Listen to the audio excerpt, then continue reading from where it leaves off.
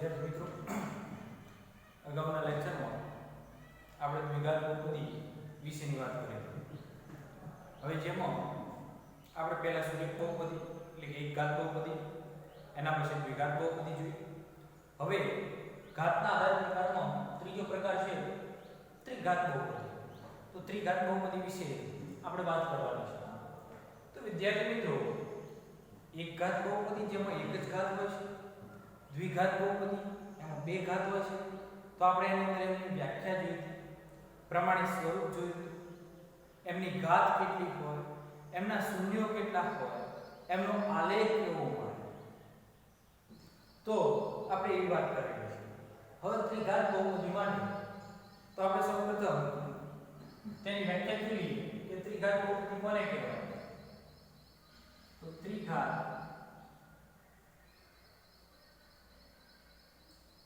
બહુપદી જે બહુપદીની વધુમાં વધુ કેટલી હશે, 3 ઘાત હોય તેવી બહુપદીને ત્રિઘાત બહુપદી કહેવાય.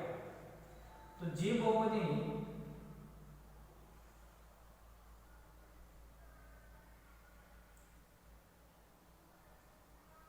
વધુમાં વધુ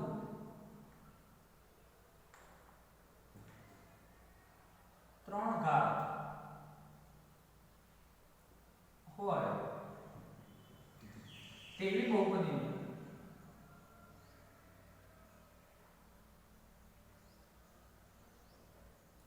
ત્રિઘાત બહુપદી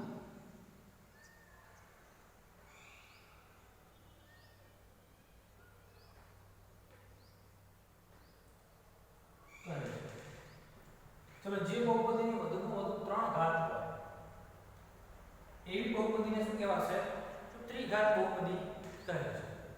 હવે વિદ્યાર્થી મિત્રો, વ્યાખ્યા જોઈ, એના પછી એનું એક આપણે વ્યાપક સ્વરૂપ જોઈએ, પ્રમાણિત સ્વરૂપ અથવા તો વ્યાપક સ્વરૂપ. તો આપણે એને કહી શકીએ કે વ્યાપક સ્વરૂપ. ત્રિઘાત બહુપદી છે એટલે વધુમાં વધુ ઘાત કેટલી દર્શાવવાની થશે? 3. તો આપણે દર્શાવીએ ax નો ઘન પ્લસ bx નો વર્ગ પ્લસ cx પ્લસ d. વિદ્યાર્થી મિત્રો, વ્યાપક સ્વરૂપ હોય એની અંદર પ્રથમ પદ એનો સહગુણક એ ક્યારેય 0 ન હોવો જોઈએ. જો આ 0 હોય તો પદ 0 થઈ જશે અને વધુ ઘાત કેટલી થશે? 2. તો આપણે આની અંદર યાદ રાખવાનું a not equal to 0. a ક્યારેય 0 હોવા જોઈએ નહીં. હવે કઈ સંખ્યા હોય?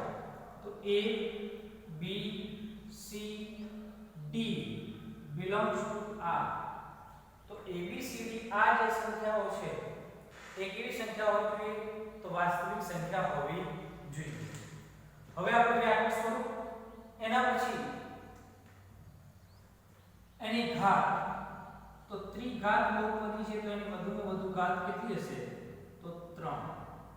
કેટલી હશે ઘાત? 3. હવે એના ઉદાહરણ આપણે જોઈએ. તો ઉદાહરણની અંદર ચલો, ત્રિઘાત બહુપદી માટે આપણે 3 ઘાત બને એવું ઉદાહરણ લઈશું. ચલો, 3x નો વર્ગ પ્લસ 7x નો વર્ગ, સોરી 3x નો ઘન પ્લસ 7x નો વર્ગ પ્લસ 8x પ્લસ 9. કેટલી ઘાત બને છે? 3. તો વધુમાં વધુ ઘાત 3 છે, તેથી આ કેવી બહુપદી બનશે? ત્રિઘાત બહુપદી. હવે આપણે જે આગળ જોઈએ કે x નો ઘન, તો આનો ઘાત કેટલી છે? 3. તો આને પણ ત્રિઘાત બહુપદી કહેવાય. ઘાતના આધારે પ્રકાર છે. કોઈ આવું લખેલું હોય x નો ઘન માઈનસ x2 તો પણ એને ત્રિઘાત બહુપદી કહેવાશે.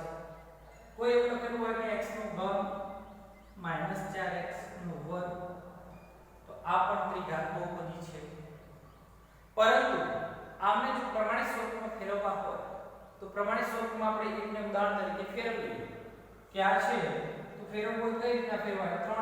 3x નો ઘન માઈનસ 4x નો વર્ગ પ્લસ 0x પ્લસ 0 કોઈ એક મૂકો આપો તો કેટલા મુકાય પ્લસ 0 તો 0x ની 0 ઘાત આ પ્રમાણે આપણે લખી શકીએ કે આ ઉદાહરણ તરીકે આને સમજાવીએ પ્રમાણિત સ્વરૂપમાં x નો ઘન 4x નો વર્ગ 0x પ્લસ અચળ સંખ્યા અહીં આપણે લખવાની થાય ત્યારે આપણે લખી શકાય x ની 0 ઘાત અને એનો સહગુણક આપણે 0 રાખવાનો તો કોઈ પણ ની 0 ઘાત એટલે 1 અને 1 નો એક સાથેનો ગુણાકાર શું થશે 0 તો આ પ્રમાણિત સ્વરૂપ તેનું હોય તો દર્શાવી શકાય તમે આ નથી લખતા આટલા સુધી લખો છો તો પણ સાચું રહેશે તો વિદ્યાર્થી મિત્રો આપણે આગળ જોયું હવે આગળ ક્યાંના શૂન્યો કેટલા હશે શૂન્યો કેટલા હશે આનો આલેખ કેવો મળશે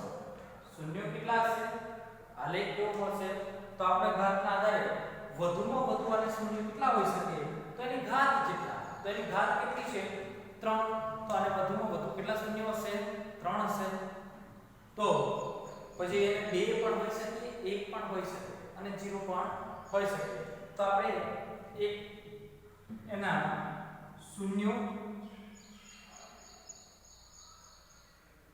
તો શૂન્યો આપણે ઉદાહરણ તરીકે એવું લખીએ વધુમાં વધુ 3 2 1 કે 0 કરી શકે તો શૂન્યો 3 2 1 કે 0 હોઈ શકે ચલો એના શૂન્યની સંખ્યા લખીએ હવે 3 હોય અથવા 2 હોય 1 હોય કે 0 પણ હોઈ શકે એટલે કોઈ ના હોય 0 નો ઘન હોય તો પછી એનું શું થશે 0 થશે હવે આલેખનો આકાર અથવા તો આલેખ આપણે કેવા આકારનો મળશે તો આપણે આલેખ માટે અહીં થોડી ગણતરી કરીએ તો એક હું ત્રિઘાત બહુપદી લઈ લઉં છું ઉદાહરણ તરીકે x નો ઘન લઉં છું ત્રિઘાત બહુપદી હવે પહેલું તો મને એ પણ કોઈને પ્રશ્ન થતો હશે કે આ ત્રિઘાત બહુપદી આનું અંગ્રેજી નામ છે ક્યુબિક પોલિનોમિયલ્સ શું નામ છે ક્યુબિક પોલિનોમિયલ્સ ક્યુબ મતલબ ઘન ઘન એટલે કેટલી ઘાત થશે 3 ઘાત એટલે આપણે અહીંથી ખ્યાલ હોવો જોઈએ તો એના અંગ્રેજી નામ એટલે સાથે જણાવી દઈશું કે ક્યારે ઇંગ્લિશ નામનો ઉપયોગ કરી શકાય તો આપણે ખાસ એનું પણ આપણે ધ્યાન રાખવું જોઈએ સુરેખ બહુપદી લિનિયર પોલિનોમિયલ્સ દ્વિઘાત બહુપદી તો ક્વાડ્રેટિક પોલિનોમિયલ્સ અને ત્રિઘાત બહુપદી તો ક્યુબિક પોલિનોમિયલ્સ તો આપણે આ ત્રિઘાત બહુપદીની વાત કરી પણ આપણે શું જોઈએ છે તેનો આલેખ તો આલેખ માટે શું કરશું તો આલેખ માટે આપણે સૌપ્રથમ અહીં શોર્ટ ની અંદર બનાવશું y બરાબર x નો ઘન કહીએ y બરાબર શું કરી દઈએ x નો ઘન હવે શરૂઆત કરીએ કે x ની કિંમતો લેતા જઈએ કોની કિંમતો x ની અને y આપણને મળે છે ચલો હવે આપણે અહીં x બરાબર કેટલા લઈએ ચલો -2 લઈએ x બરાબર કેટલા લીધા -2 માં ચલો x બરાબર -2 તો આપણે x ના સ્થાને -2 મૂકીએ તો y બરાબર -2 નો ઘન ચલો -2 નો ઘન આપણને ખબર હોવી જોઈએ એક નોંધ શું હતી માઈનસ આધાર પર અને ઘાત એકી હોય તો હંમેશા ચિહ્ન કેવું આવશે માઈનસ આવશે હંમેશા ચિહ્ન માઈનસ આવશે તો આપણે y બરાબર 2 નો ઘન કેટલો થશે 8 પણ ઘાત એની કેવી છે એકી તો માટે ચિહ્ન કેવું આવશે માઈનસ જવાબ કેટલો આવશે -8 ચલો x બરાબર આપણે કેટલા લીધા હતા -2 હવે આપણે આ જ પ્રમાણે આગળ ચાલ્યા જઈએ અને ક્રમશઃ x ની કિંમત મૂકતા જઈએ તો આપણે આમ લખીએ કે y બરાબર x નો ઘન પણ આના કેટલા લેશું x બરાબર કેટલા લેવા છે -2 લીધા આમાં -1 લઈએ -1 માટે ચલો હવે આની અંદર તો y બરાબર x ના સ્થાને -1 નો ઘન y બરાબર -1 નો ઘન કેટલો થશે તો -1 તો હવે આપણે આજ પ્રમાણે માઈનસ લીધા, હવે 0 લેવું છે. કિંમતો નાની એટલા માટે પસંદ કરીએ કે આપણે ગ્રાફ સરળતાથી દોરી શકીએ. તો હવે અહીં આપણે y બરાબર -1 મળે છે. ચલો હવે y બરાબર x નો ઘન, x બરાબર 0 માટે. ચલો x બરાબર 0 માટે 0 મૂકીએ તો y બરાબર 0 નો ઘન, 0 નો ઘન શું થશે તો 0 છે. ચલો હજી આપણે આ ઋણ લીધા છે તો હવે ધન લઈએ. તો ધન માટે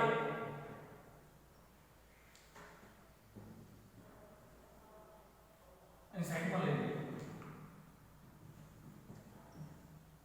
તો વિદ્યાર્થી મિત્રો હવે y બરાબર x નો ઘન આપણે કેટલા લઈએ x બરાબર 1 માટે.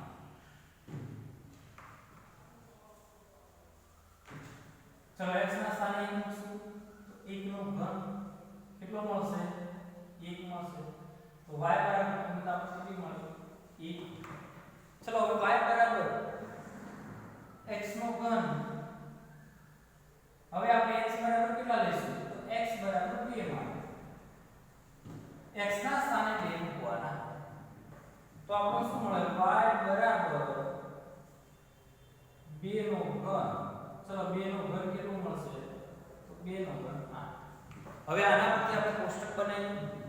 તો વિદ્યાર્થી મિત્રો કોષ્ટક આ પ્રમાણે આપણને કહેશે. ચલો કોષ્ટક બનાવવું છે.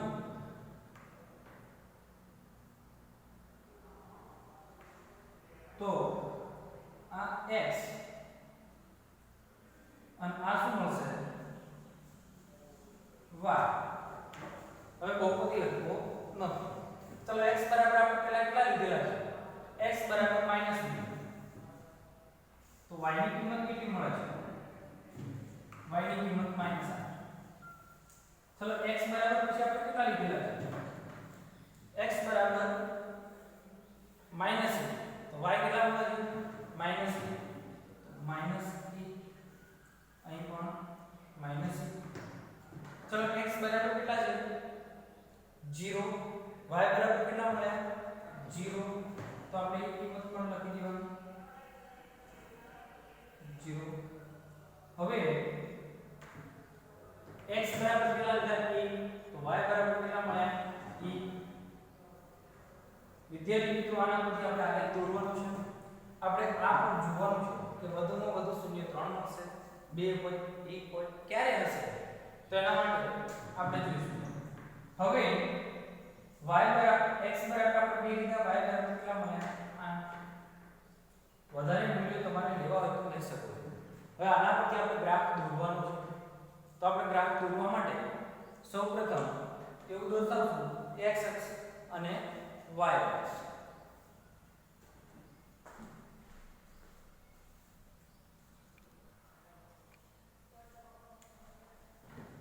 તો આપણે આડી x અક્ષ ઊભી y અક્ષ. હવે કોષ્ટક પ્રમાણેના બિંદુઓ દર્શાવશું. તો x બરાબર -2 છે. તો આપણે x અક્ષ પર જઈશું અને -2 આપીએ. તો x અક્ષની અંદર -2 ક્યાં આવે છે તો આ સ્થાને છે. હવે y બરાબર કેટલા છે તો -8. તો હવે અહીં આપણે y અક્ષ ઉપર જોઈશું. તો y અક્ષ ઉપર -8 ક્યાં છે તો અહીંયા આગળ છે. હવે બંને માઈનસ છે માટે કયા ચરણમાં હશે તો ત્રીજા ચરણ. કારણ કે x અને y બંને ક્યાં હશે ત્રીજા ચરણ. તો આપણે અહીં x બરાબર -2 અને y બરાબર -8 આટલે મળે છે. તો આપણે અહીં બિંદુ નક્કી કરી દીધું. ચલો હવે ત્યાંથી આગળનું બિંદુ x બરાબર -1 y બરાબર -1. તો એ આપણને બિંદુ ક્યાં મળે x બરાબર -1 અને y બરાબર -1. એ બિંદુ અહીંયા મળે છે. x બરાબર -1 y બરાબર -1. હવે ત્યાંથી બંને 0. તો બંને 0 ક્યાં મળે છે ઉગમ બિંદુ પર. હવે ત્યાંથી આગળ x બરાબર 1 અને y બરાબર 1. તો x બરાબર 1 અને y બરાબર 1. હવે ત્યાંથી x બરાબર 2 y બરાબર 8 x બરાબર 2 y બરાબર 8 અહીંયા આગળ મળે છે.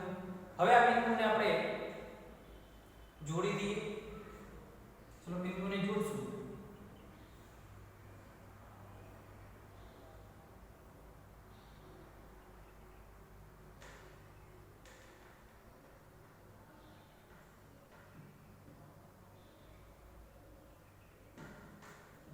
ગ્રાફ આ રીતના આગળ ચાલી જશે. હવે વિદ્યાર્થી મિત્રો આ બહુપદી માટે આ ગ્રાફ જે છે x અક્ષને કેટલા બિંદુમાં છેદે છે? તો માત્ર એક જ બિંદુમાં. બિંદુઓના યામ આપણે લખી દઈએ કે આ બિંદુ કયું છે 2 અને 8. x અક્ષ x યામ હંમેશા પહેલો લખાશે, y યામ હંમેશા પછી લખાશે. હવે એના પછી આપણે કયું બિંદુ છે? તો x યામ 1 અને y યામ પણ 1 છે. હવે x યામ -1 અને y યામ પણ -1 આ બિંદુ. ચલો આ બિંદુ તો x યામ -2 અને y યામ -8 છે. તો વિદ્યાર્થી મિત્રો આ પ્રમાણેનો આપણને ગ્રાફ મળે છે. કોના માટે છે? તો y બરાબર x ના ઘન માટે. x અક્ષને એક જ બિંદુમાં છેદતો હોવાથી x અક્ષને એક જ બિંદુમાં છેદતો હોવાથી આના શૂન્યની સંખ્યા કેટલી હશે? a. એટલે મેં વાક્ય લખી દીધું કે વધુમાં વધુ 3 હોય, 2 હોય, 1 પણ હોઈ શકે.